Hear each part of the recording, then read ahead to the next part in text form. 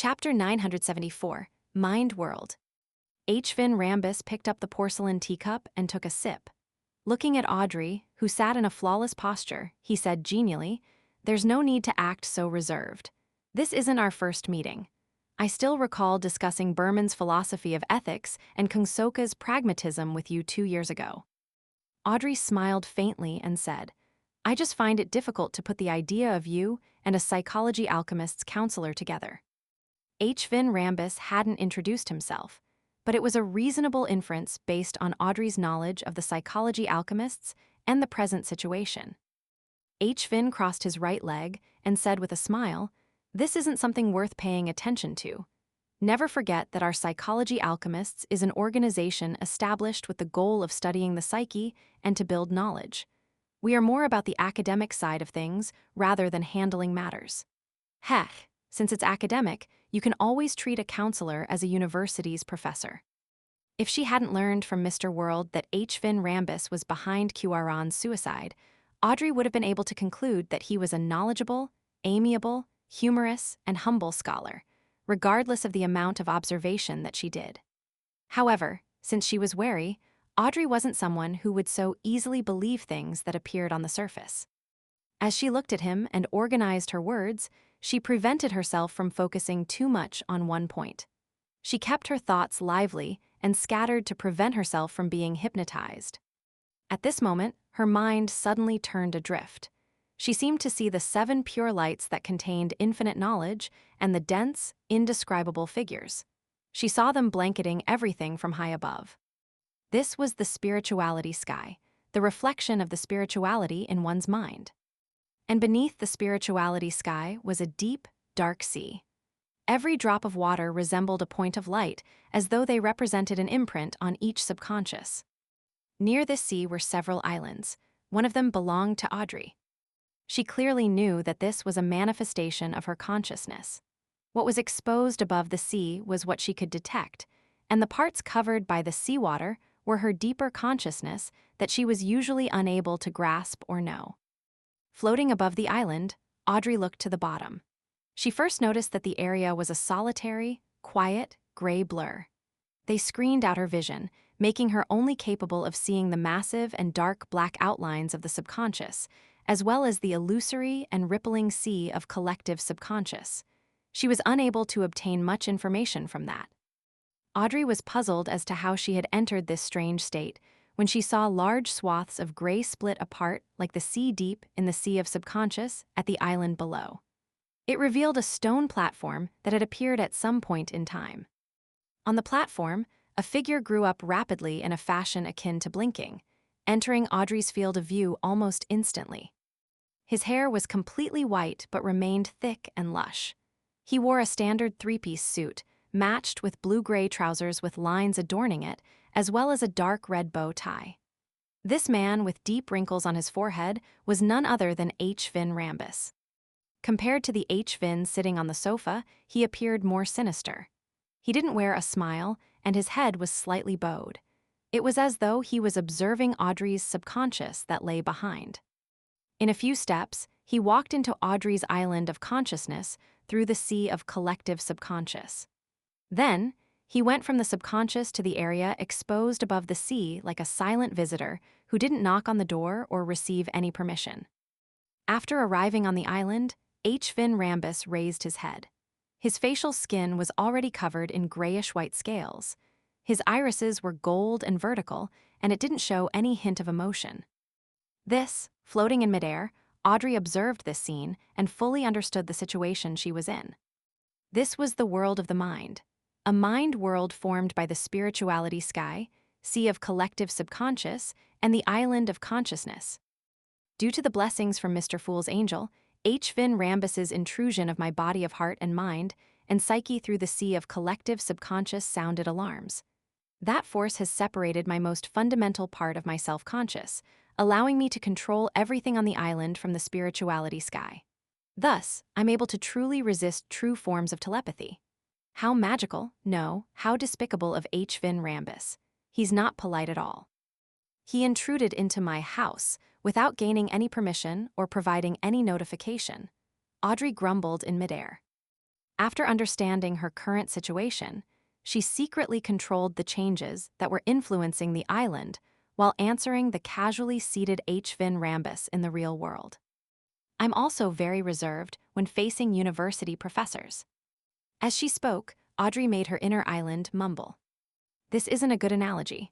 As an elderly psychology alchemist's counselor, he should be a sequence 4 at least. This is a demigod, one that naturally makes one feel fear, awe, and reserved. On the sofa, H. Finn Rambus chuckled immediately. Then I won't be forcing you. I've heard about you from Hilbert. I heard that you've advanced from psychiatrist to hypnotist in a short few months. I'm very curious about how you did it. Oh, I've also heard of the answer you gave Escalante, having the courage to make use of matters. However, I wish to hear something more detailed.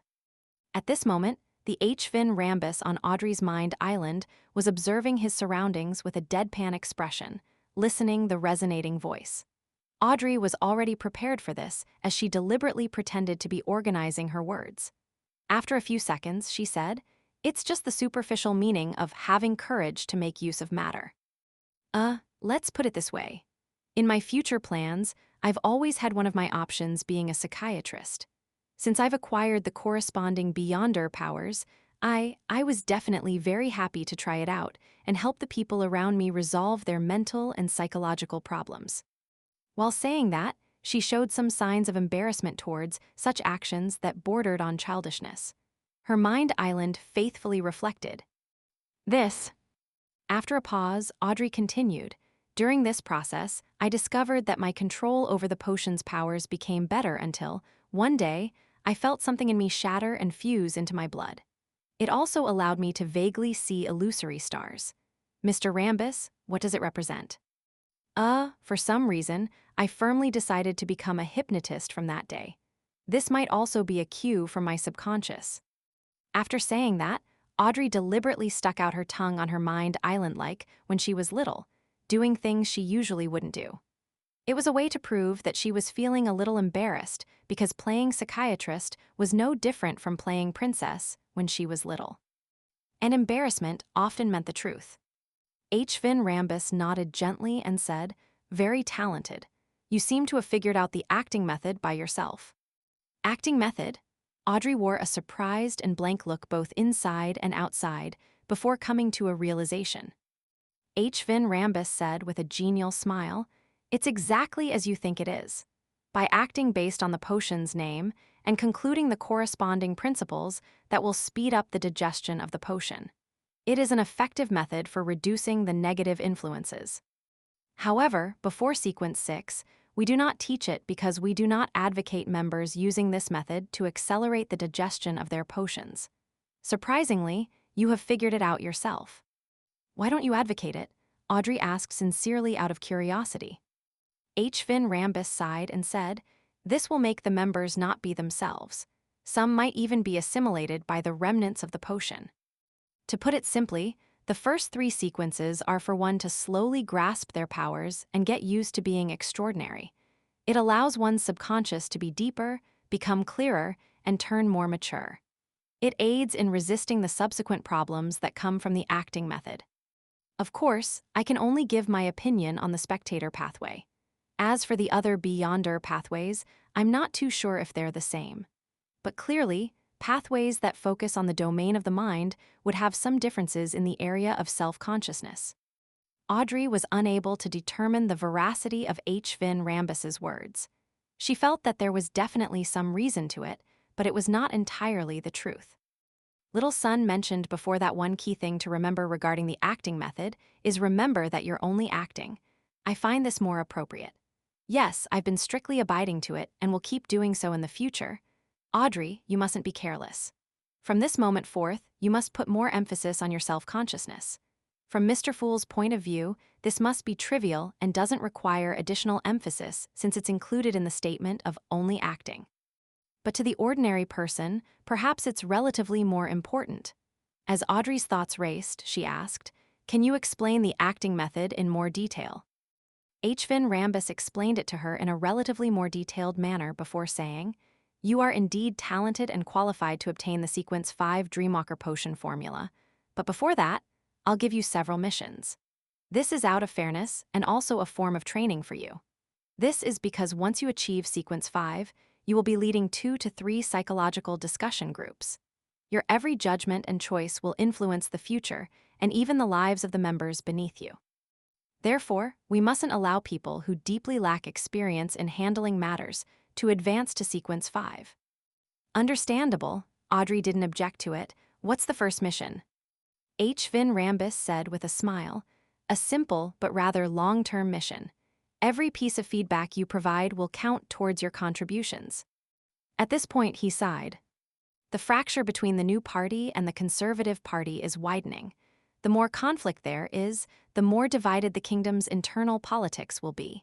I wish that you can take note of the attitude of your father, Earl Hall. Inform me of some of his views towards various bills and matters. Don't worry, this will not cause him any harm. We only wish to mend the fractures. His final statement was, in fact, not supported by logic. It was solely a promise. But with H. Vin Rambis raising his right hand to his temples while on Audrey's mind island, Audrey felt that what he said was very reasonable and deeply relatable. Floating above her mind world, she immediately snapped to her senses and realized something was amiss.